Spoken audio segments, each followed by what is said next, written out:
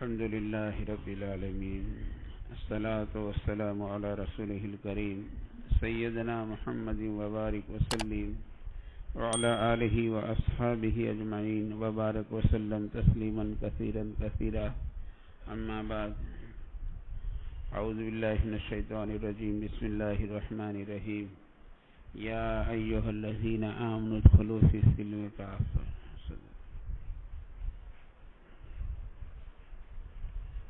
دیکھو ماہ مبارک اللہ کی بہت بڑی نعمت،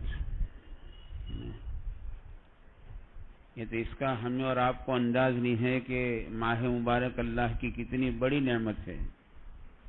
اس لیے تو اللہ کے پیارے حبیب نے فرما دیا نا کہ میری امت کو پتہ چل جاتا کہ رمضان کیا چیز ہے تو میری امت یہ تمنا کرتی کہ پورا سال رمضان ہوتا تو بہت اچھا تھا. ماہ مبارک کا ایک ایک لمحہ بہت متبرک ہے.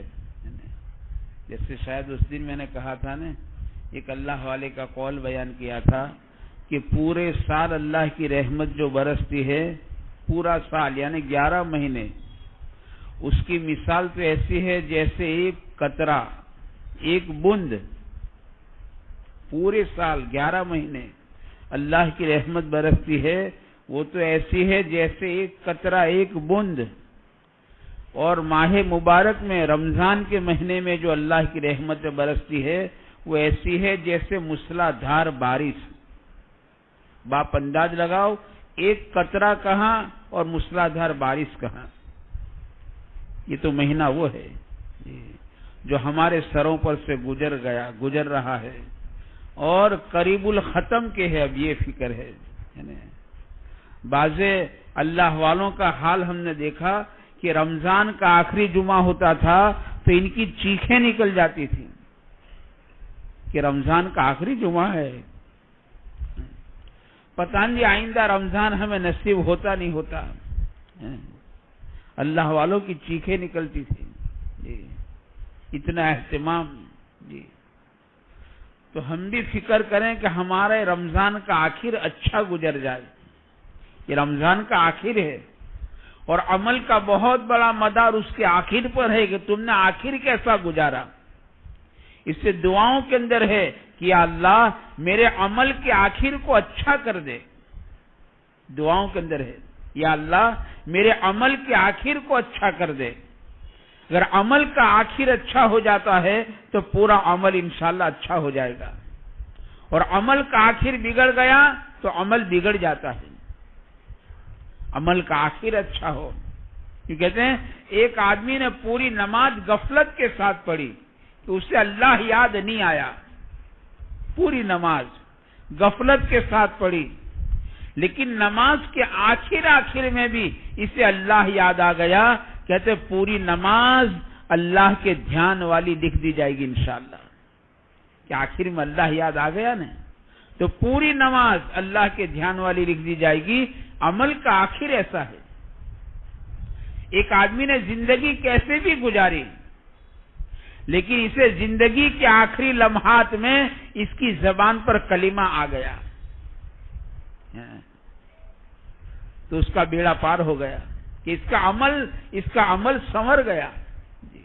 عمل سنور گیا اس کا جی. عمل ایسی چیز ہے. اس لیے یہ رمضان کا آخر ہے. آج 26 رمضان ہے، 27، 28، 29 اور پتہ نہیں 30 ہوتا نہیں ہوتا. یہ عمل کا آخر ہے. اس لیے اسے ہم سنوارنے کی کوشش کریں کہ ہمارا عمل اللہ کرے ہمارے عمل کا آخر اچھے سے اچھا بنے، اچھے سے اچھا بنے، تاکہ اللہ کرے ہمارا پورا عمل اچھا ہو جائے.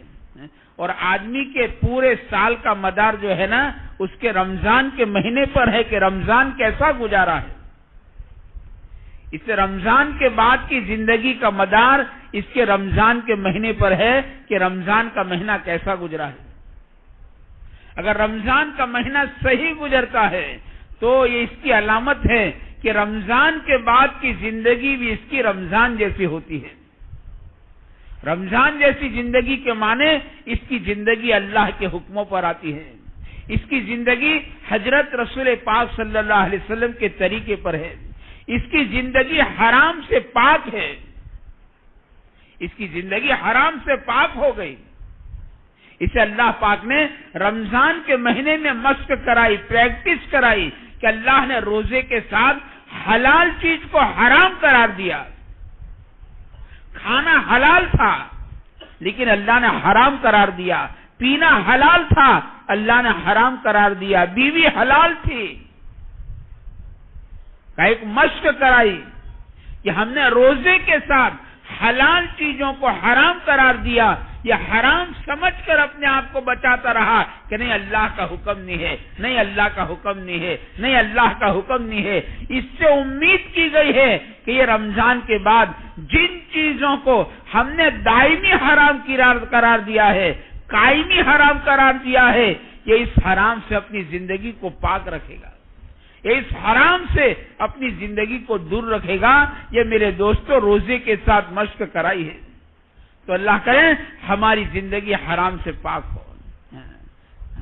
یہ رمضان کے بعد کی زندگی ہے، اور ایسی زندگی گزر گئی تو جیسے رمضان کا پورا مہینہ گزرا پھر اللہ پاک نے عید کا دن دے دیا.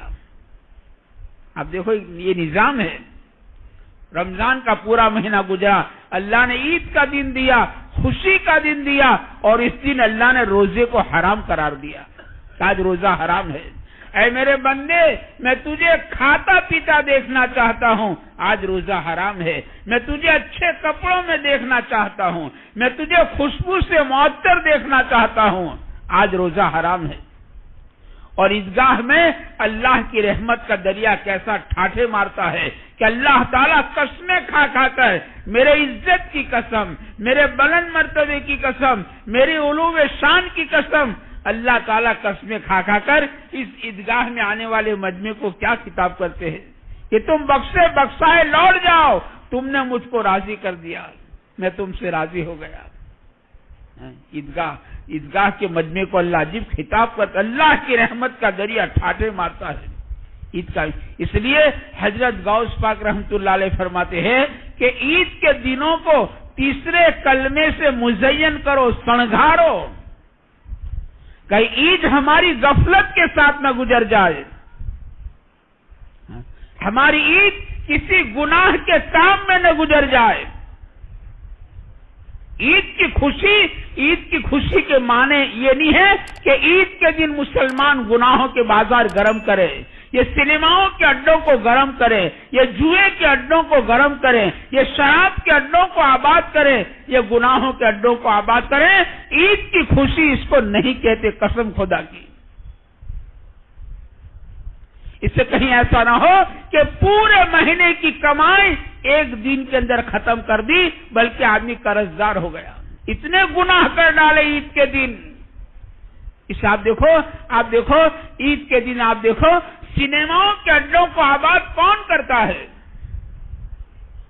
ان کو کیوں لکھنا پڑتا ہے خاص عیدنا تہوار ماٹے؟ کیوں لکھتے ہیں یہ؟ کہ اس کو آباد کرنے والے مسلمان ہیں، ان کی بہو بیٹیاں اس کو آباد کرنے والی ہے. پارکوں کو کون آباد کرتا ہے؟ کا مسلمان آباد کرتا ہے. واٹر پارک کو کون آباد کرتا ہے؟ مسلمان آباد کرتا ہے. چوپاٹیوں کو کون آباد کرتا ہے؟ کا مسلمان آباد کرتا ہے. عید کا دن میرے دوستو ایسا نہیں تھا، بلکہ حضرت غوث پاک فرماتے رحمت اللہ علیہ عید کے دن کو تیسرے کلمے سے سنگھارو، مزین کرو.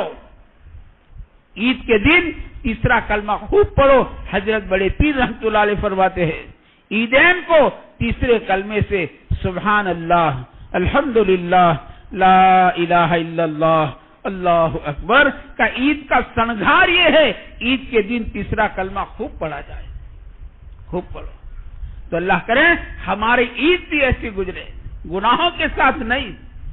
اپنی ماں بہنوں کو سمجھاؤ، اپنی معصوم بچوں کو سمجھاؤ کہ یہ الوڑے کا دن نہیں ہے، یہ الوڑا نہیں ہے کہ بن ٹھن کے نکلتی ہے، پتہ نہیں اس کے بال کیسے، اس کے کپڑے کیسے، اس کے حالات کیسے، اور یہ بن سور کے ٹولے نکلتے ہیں.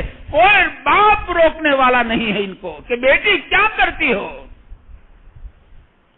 بیگم کیا، کوئی روکنے والا نہیں. اور ٹولے کے ٹولے عجیب حالات ہوتے ہیں.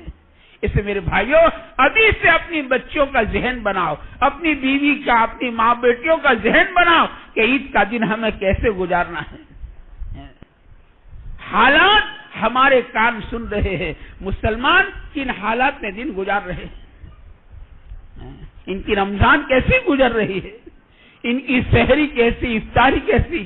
تو یہ موقع ہے اللہ کی طرف ہم اپنی توجہ کو بڑھائیں, اللہ سے مانگنے کو بڑھائے, اللہ کے سامنے ہمارا رونا بڑھ رہا ہو اور ہم اللہ تعالیٰ سے مانگ رہے ہو.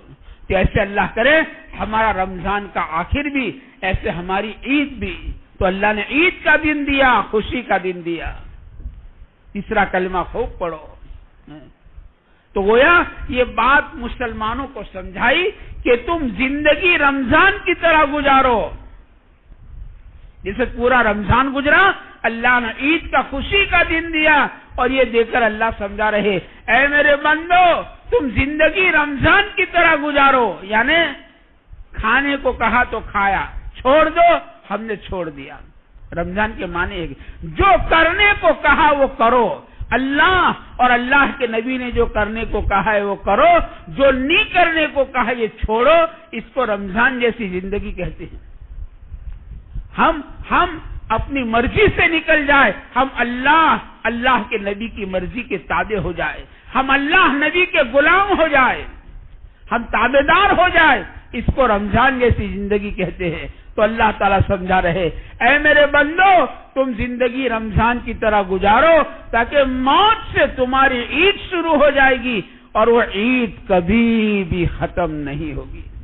یہ تو عید شام ہوتے ہوتے ختم ہو جاتی, لیکن یہ عید جو موت کے دن سے شروع ہوئی ہے وہ عید کبھی بھی ختم نہیں ہوتی. بس موت کا دن عید کا دن ہوتا ہے, اور وہ عید کبھی بھی ختم نہیں ہوگی. موت سے تمہاری عید شروع ہو جائے گی. زندگی رمضان کی طرح گزارو. اس سے میرے بھائیوں اس کی کوشش, اس کے ارادے کیے جائے, اس کو اللہ تعالیٰ سے مانگا جائے. اس کے لیے یہ رمضان کے جو آخر دن ہے اس کو اچھے سے اچھا گزارنا, ان کی راتوں کو اچھے سے اچھی گزارنا. اپنے گناہوں کو یاد کر کے استغفار کر لو, اپنے گناہوں کو بھول مت جاؤ. گناہ بھولنے کی چیز نہیں ہے, ہاں نیکی بھولنے کی چیز ہے. نیکی کر کے بھول جاؤ, نیکی کر دریا میں ڈال, کہتے نہیں. مسلمان نیکی کر کے بھول جاتا ہے, گناہ کو یاد کر کے روتا ہے. یہ آخری لمحات ہے, اللہ کی رحمت کا دریا ٹھاٹھے مار رہا ہے. اپنے گناہوں کو یاد کر کے توبہ صلہ کر لو. آئندہ زندگیاں صحیح گزارنے کے عزائم کرے. اپنی زندگی کو ہم حرام سے پاک کریں, ہم اللہ کی مرضیات پر اپنی زندگی کو لائیں. ہم اللہ کریں تابع داری والی زندگی گزاریں تاکہ تابع داری کا انعام جنت ہے. تابع داری کا بدلہ جنت ہے. آزادی کا بدلہ پکڑ ہے. بس دو راستے, دو انجام ہے. اگر زندگی تابع داری والی گزارتے ہو تو اس کا بدلہ ہمیشہ ہمیشہ کی جنت ہے. اور زندگی آزاد گزاری, کوئی لگام نہیں, جیسے چاہے ویسے جیو, جیسے چاہے ویسے کماؤ, جیسے چاہے ویسے کھاؤ, جو چاہے وہ پہنو اور جو چاہے وہ کرو. بس زندگی ایسے گزاری. آزاد تو کہتے آزادی کے بعد پکڑ ہے.